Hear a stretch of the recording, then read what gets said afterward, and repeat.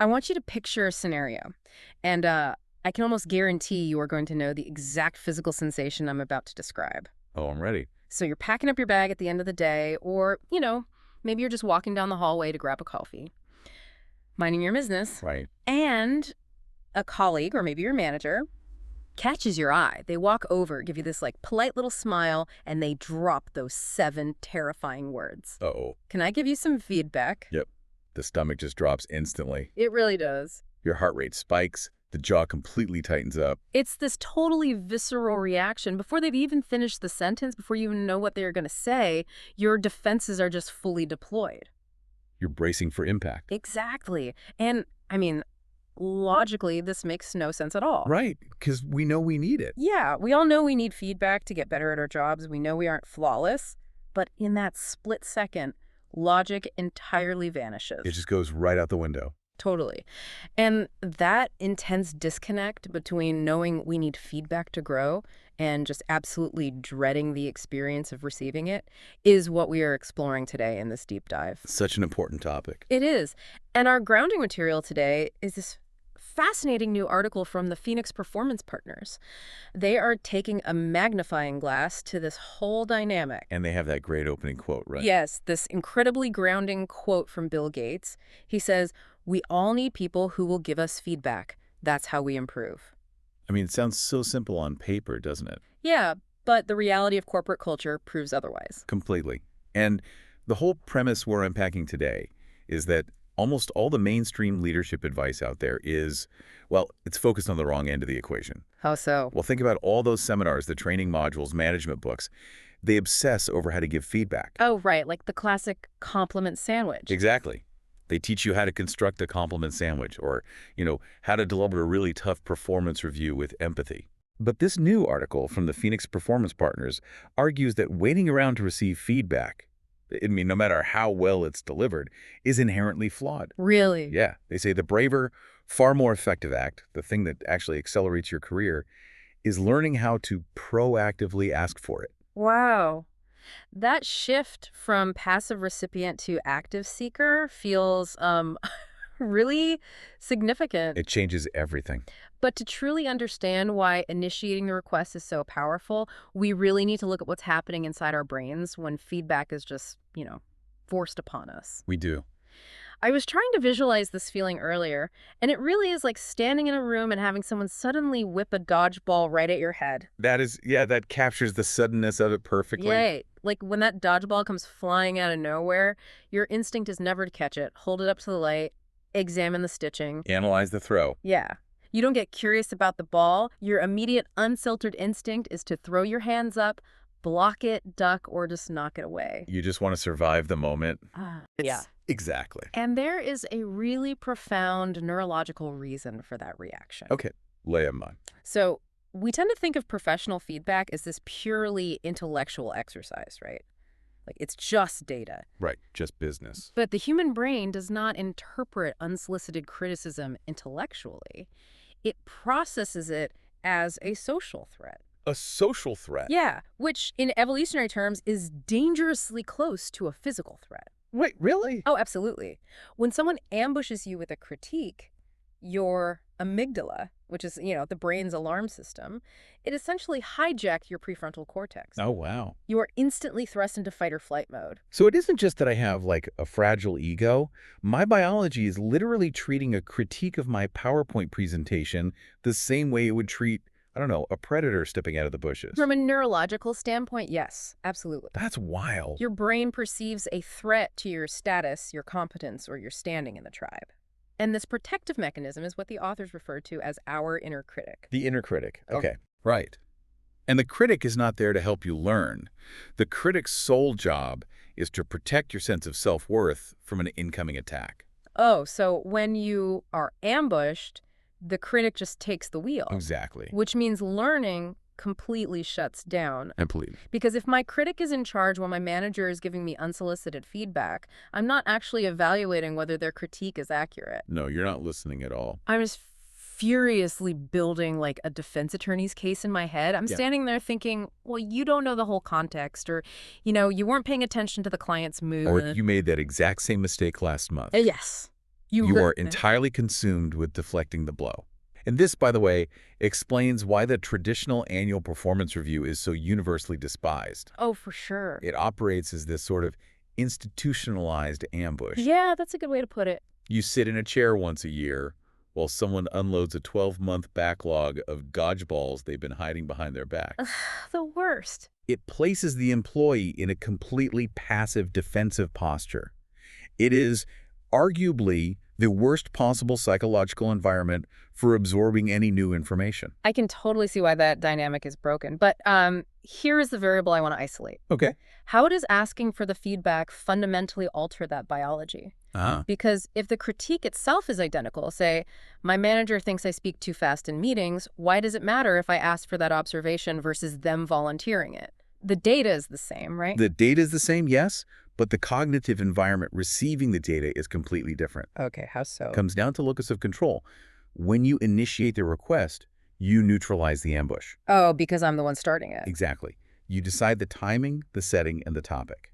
Because you open the door yourself, your amygdala doesn't sound the alarm. Right. Your inner critic just stays dormant. Because I don't need to defend a door I chose to open. Precisely. And neurologically, by formulating the question and seeking the information out, you are engaging your prefrontal cortex. Which is the logical part. Right, the part of the brain responsible for curiosity, logic, and executive function.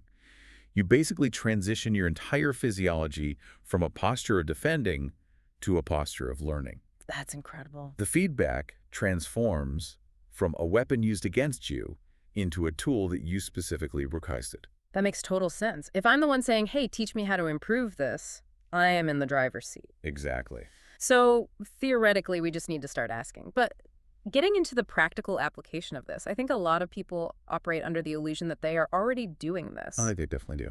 I want to challenge the mechanics here because isn't it enough to just signal that I'm generally receptive? What do you mean? Let's say I wrap up a massive project, right? I bump into a colleague in the break room and I casually say, hey, do you have any feedback for me on how that went? Right. I've opened the door. Shouldn't that be enough to kickstart a productive conversation? It feels like it should be, but it is actually a massive trap. A trap. Yeah. If you have ever asked a vague, open-ended question like that, you likely already know the exact response you received. Probably not much. Exactly. Yeah. 9 times out of 10, the colleague will pause, smile, and say something along the lines of, honestly, you're doing great. Everything was fine. And you walk away feeling incredibly validated, having learned absolutely nothing. Yeah. I'm guessing that happens not because my work was flawless, but because they just want to get out of the conversation as quickly as possible. You hit the nail on the head. Okay. It is entirely about social friction and cognitive load. Okay, unpack that for me. Human beings are biologically wired to preserve social harmony, right? Delivering criticism carries an inherent social risk. It's just uncomfortable. Oh, for sure. Nobody likes doing it. Right. So when you ask a vague question like, how am I doing? You are basically dropping an enormous cognitive burden right into your colleague's lap. Because I'm asking them to do all the heavy lifting. Exactly. I'm essentially saying, please scan my entire personality, review my performance over the last 3 months, identify a meaningful flaw, Yep. figure out a way to articulate that flaw without hurting my feelings, and deliver it to me right now while we wait for the microwave. That's exactly what you're doing. You're asking them to navigate a minefield blindfolded. Wow. It is exhausting just to contemplate. So their brain naturally takes the path of least resistance. Which is saying, you're doing great. Yes. A vague question gives them the perfect escape hatch to say everything is fine, which relieves the immediate social pressure for both of you. Right. You haven't actually created a safe space for the truth. You have just put them on the spot. Okay, so the antidote to the vague ask is specificity. Always. Vague requests get polite dismissals, but specific requests get specific answers. Precisely. There is an example in the Phoenix Performance Partners piece that illustrates this beautifully. Oh, I love this example. Yeah, so imagine you had a tense project meeting yesterday. Instead of saying, any thoughts on how I'm doing, you approach a colleague and ask, in yesterday's meeting, did my pushback on the timeline land as collaborative or controlling? I'm working on that. Let's pull that sentence apart, because the psychology embedded in that specific phrasing is just brilliant. It really is. First, it isolates a very narrow time frame. Yesterday's meeting. Right. The cognitive load immediately drops. They don't have to review your whole career. They just have to recall a 30-minute window. That makes it so much easier for them. Second, it names a specific behavior. My pushback on the timeline. The part that really stands out to me, though, is giving them the multiple choice option. Did it land as collaborative or controlling? Yes. By naming the potential negative flaw myself-controlling, I'm doing the emotional labor for them. Exactly. You are signaling that you already suspect you might have crossed a line. Right, which gives them permission to agree with me without feeling like they're initiating an attack. You are paving the runway for the truth to land safely. And finishing with, I'm working on that, adds this crucial layer of vulnerability. Yeah, I love that part. It tells the other person, I view myself as a work in progress. Your honesty isn't going to break me. It's going to help me. It completely reshapes the interpersonal dynamic. Okay, so we have the theory and the structure of a good question. Let's move into the real-world execution. Let's do it. Because how do we make this a routine without it feeling awkward or forced? It seems to me that doing this requires an incredible amount of trust in the person you're asking. Oh, it really does. If I ask the wrong person or handle the interaction poorly, this could backfire instantly. The environment and the target matter immensely. Right. So where do we start? You have to start by choosing someone who actually observes your work closely. You don't ask a VP who only sees your polished quarterly summaries. That makes sense. You ask the peer who is in the trenches with you, who sees the messy, rough drafts and the actual moments of frustration. So you find your truth teller. Yep, step one. Then you narrow the focus, like we just discussed, and ask an answerable question. That's step 2 and 3.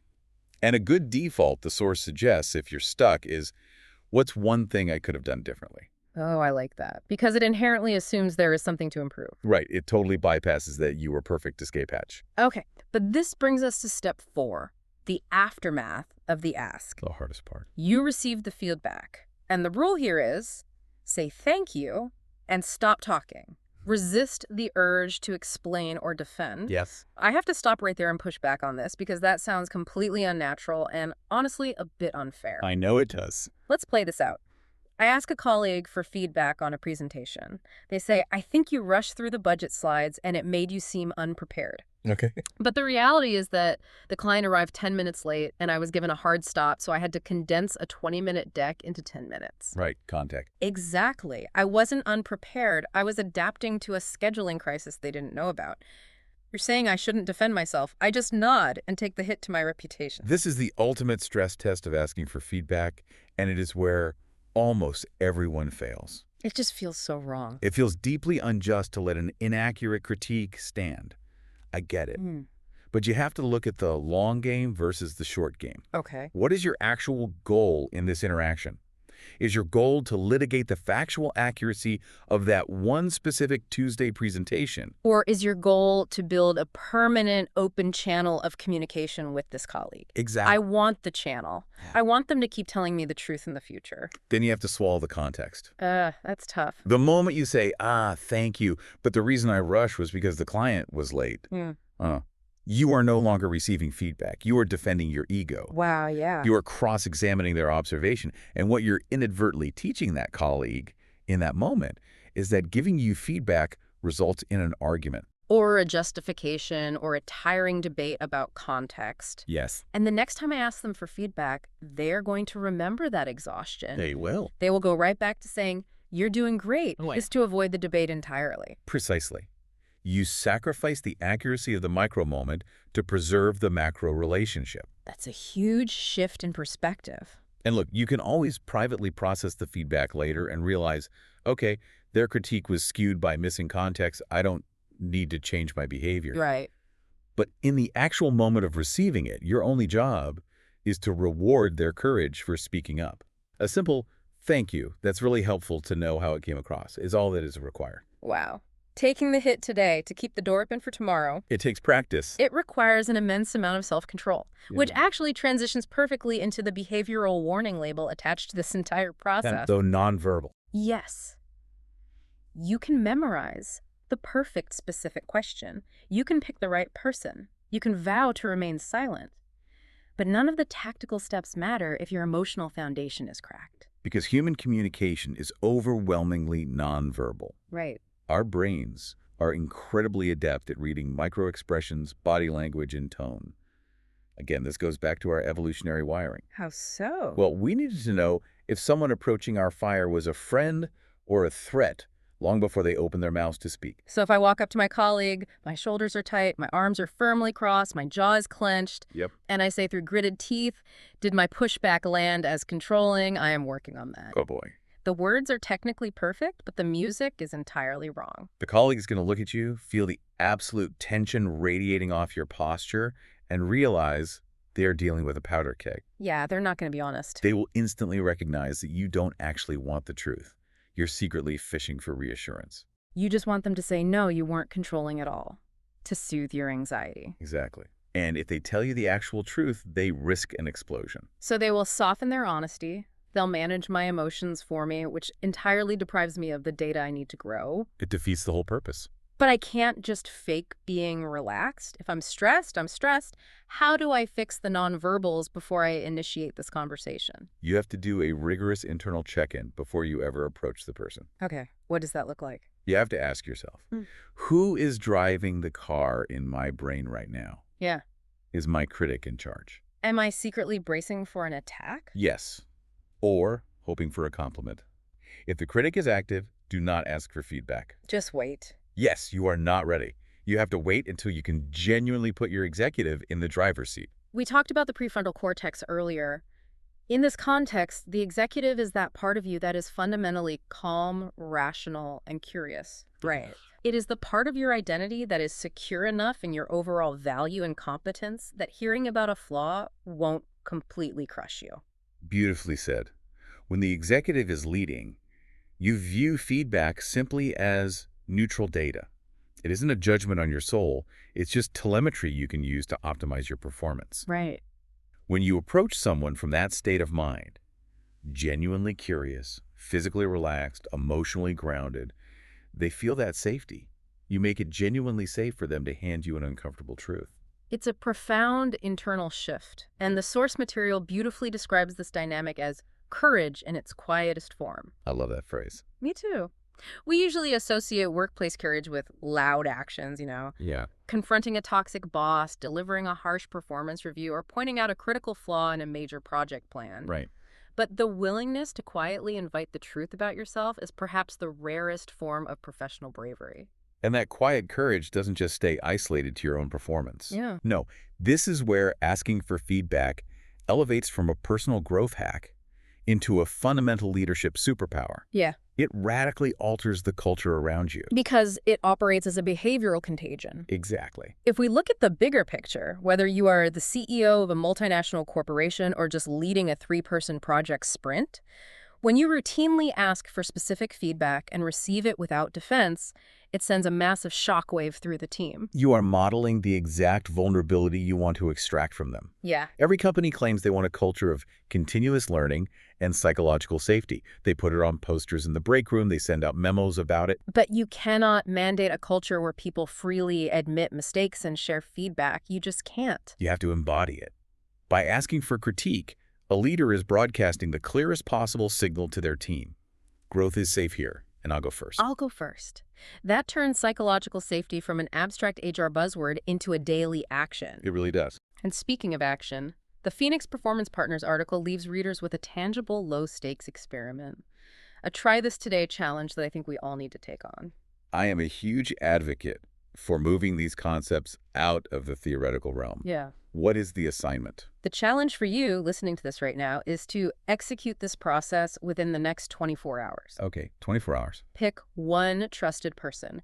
Ask them for specific feedback on one recent narrow piece of your work. Good. Formulate one focused multiple choice question. And then the hardest part we discussed. Put your executive in the driver's seat, relax your jaw, say thank you, and absolutely stop talking. It's a small test, but the results are incredibly potent. Yeah. The first time you do this, and you realize the world does not end when someone hands you constructive criticism that you explicitly asked for, the fear begins to evaporate. You realize you can survive the truth. Exactly.